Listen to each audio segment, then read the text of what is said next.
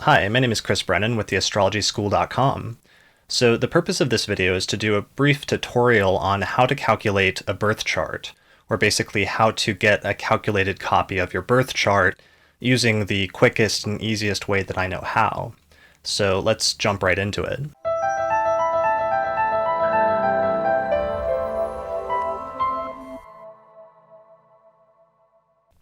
Alright, so first thing you want to do is go to www.astro.com. So astro.com is the address. The name of this site is actually Astrodienst. It's a Swiss company which is really well known in the astrological community for producing high quality chart calculations and free chart calculation software. They also produce other things like ephemerides, which are books or tables that list all of the planetary positions. They also have some great personal daily horoscope interpretations and compatibility reports and other things like that.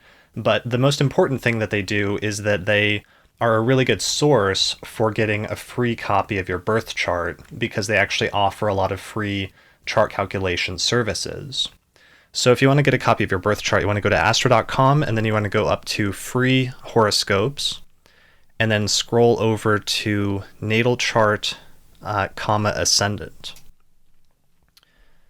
All right, so at this point, it's going to ask you either to register or just to be a guest user. You can do either one. For our purposes, we'll just go with the guest user option so that you can go straight to the data entry page.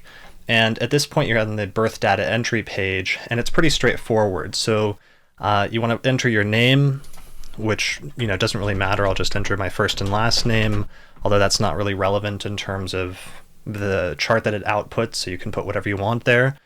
Your gender, which again is not super relevant. I think it takes into account in some instances when you're doing interpretations. So if you want to get the chart interpreted, some of their delineations sort of alter the wording based on your gender, but otherwise the gender doesn't really matter. And then finally, this is where you get to an important point. So you need to enter your correct birthday, which is the day, the month, and the year, the correct birth time, and then finally the location of your birth, which is the city and country that you were born in. Those are the three pieces of information that are crucial in order to accurately calculate a birth chart: the date, place, and time, since a birth chart is basically a graphical representation of where the planets were at the moment that you were born relative to your location of birth. All right, so I'm going to enter in my birthday, which is November 1st, 1984. Then the time, for me, that is 1:28 p.m. And then the country, USA, and then my birth town is Denver, Colorado. And then you select the correct one from the drop-down menu, and then it automatically will populate and show in the top right your sun sign, your moon sign, and both the sign and the degree of your ascendant. So once that is all in, you can click continue. And once you hit continue, it will generate a copy of your birth chart. So this is a copy of my chart. Like I said, a birth chart is a graphical representation of where all of the planets were at the moment that you were born. So it shows them not just in terms of what zodiacal signs they're in, but also the houses, the 12 houses of the chart. It shows the aspects. In this particular chart design, Astrodienst will tell you over on the left-hand corner, up in the top left corner, it shows your birth data that you entered in when you started. Then it shows the table with the positions of the planets and what sign and degree and minutes each planet is in, because planets are not just within certain signs of the zodiac, but there's also different degrees. There's 30 degrees within each sign. Down in the bottom left-hand corner, there's an aspectarian, which shows you what aspects each of the planets has with each other. There's also a table that shows the elements and the modalities. So fire, air, earth, and water, and then cardinal, fixed, and mutable. So all of those are kind of like topics for a separate video, but for the purpose of this, once you're at this point, you now officially have a copy of your birth chart. So what you do with that, or from that point forward, or the next step basically, is to get that interpreted, but that's sort of the subject of a separate video. So the only other thing I wanted to show you here is there's other options on Astrodienst in order to get different types of charts calculated, or in order to modify some of the settings or some of the criteria in their charts. So this is the default chart style, and it uses the tropical zodiac and the house system known as Placidus, which is in the 20th century was the most popular form of house division, and I think still is today. But there's other options and there's other things that you can change in this basic setup.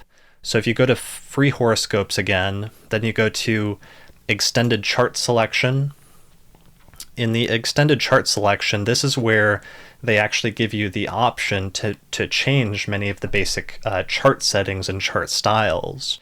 So for example, down here next to zodiac, you could switch it from the tropical zodiac, which is what most Western astrologers use. You could switch it to the sidereal zodiac if you wanted to. Other things, you can also change what form of house division is used.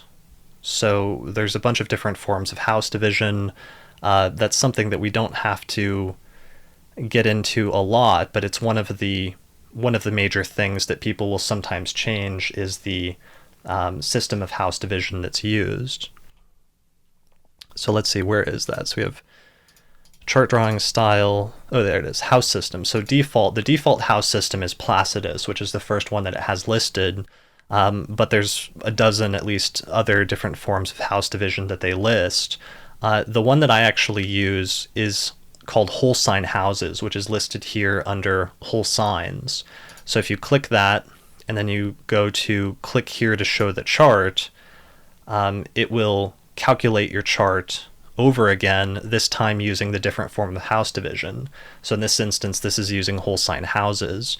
And you'll notice that the design is a little bit different in the extended chart selection. I actually find that a little bit annoying sometimes because I like their default chart style better, but you can't get that necessarily once you go to the extended chart selection. They use instead these larger format charts for the extended chart selection charts.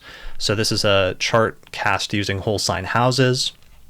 Otherwise, everything else is largely the same in this chart. It's a nice big format, so it's easy to print out and looks pretty good in color.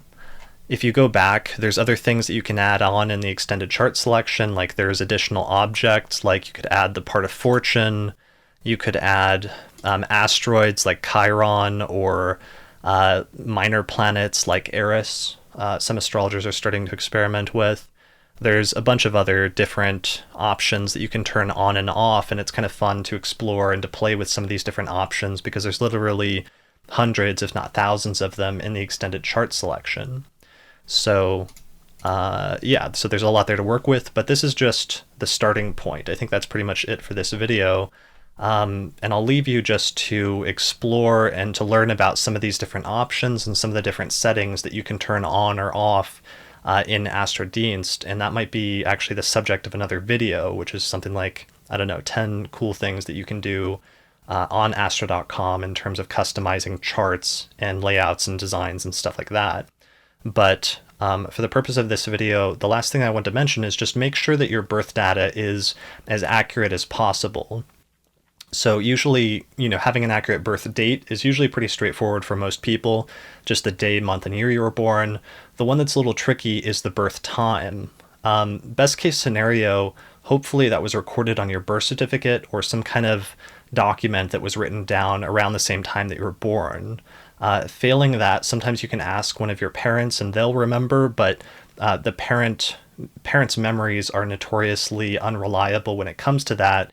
Typically, just because it's such a, unsettling and a sudden, and there's a lot of stuff going on, when two parents are having a kid. And so sometimes remembering the exact moment the kid was born is not on the top of their priority list for obvious reasons.